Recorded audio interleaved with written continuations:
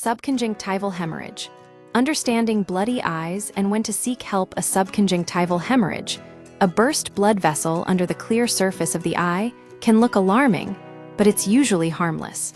The vivid red patch, often resembling a bruise, typically resolves on its own within days or weeks. While many cases have no obvious cause, understanding the potential triggers and when to consult a doctor is crucial.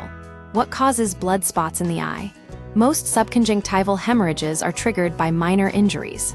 Straining, like during heavy lifting or constipation, or even vigorous coughing. The delicate blood vessels nourishing the conjunctiva, the transparent tissue covering the eye, can rupture due to pressure.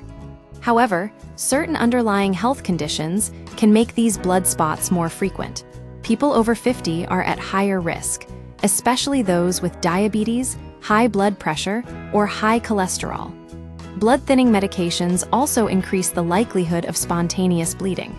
Other potential causes include physical trauma, sports injuries, or direct impact to the eye. Valsalva maneuver, holding your breath and straining, e.g. during childbirth. Contact lens use, improper insertion or removal. Eye surgery, trauma from procedures like cataract surgery. Why does this happen? A matter of pressure and vessels, the conjunctiva is filled with tiny blood vessels. When pressure increases within the body, from straining, coughing, or injury, these fragile vessels can break, leaking blood into the space between the conjunctiva and the white of the eye. The blood appears bright red at first, then gradually fades through purple, green, and yellow as it's reabsorbed. This process is similar to how a bruise heals on the skin. When should you see a doctor?